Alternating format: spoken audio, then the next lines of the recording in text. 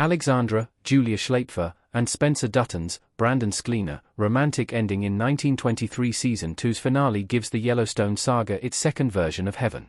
After taking separate arduous journeys to Montana in 1923, Spencer and Alex are finally reunited in 1923's epic finale, but only for a brief time. Alex soon dies of complications from frostbite and hypothermia after giving birth to their son, John Dutton II. Spencer exacts revenge on Donald Whitfield, Timothy Dalton, for Alex's death before inheriting the Yellowstone Dutton Ranch.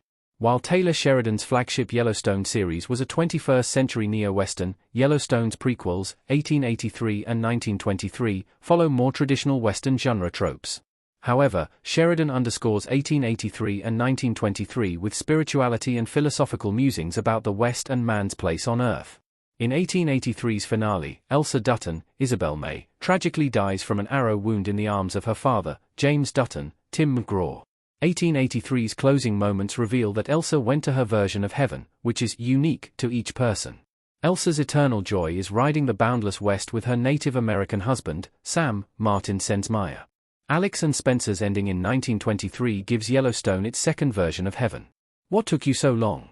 1923 Season 2's finale proved heaven in the Yellowstone saga isn't exclusive to Elsa Dutton. In the Titanic-like final moments of 1923, Spencer Dutton is reunited with Alex after his death in 1969 at the age of 80. In Alex and Spencer's ideal afterlife, they are back on the British ocean liner they sailed on in 1923 Season 1's finale. Of course, Alex teased Spencer, "What took you so long?" But the couple are once again young and beautiful, enjoying the happiness in the heaven that life denied them in 1923.1923 also confirms Elsa's narration that each person's version of heaven is specific to them in the Yellowstone saga. There's no uniform version of the afterlife. Elsa and Sam live in their heaven the way they lived in 1883, but without the violence and tragedy that hounded them on the Oregon Trail. Spencer and Alex get a perfect version of the 1920s grand ball that they only fleetingly enjoyed in 1923 Season 1's ending before they were unjustly separated. Alex coming back in Taylor Sheridan's next Yellowstone prequel could work. Could Alex come back as a ghost in 1944? Alex has a cup of tea in 1923 Season 2. With 1923 now over, the Yellowstone saga is moving on to more spin-offs, including the next prequel planned by Taylor Sheridan, 1944.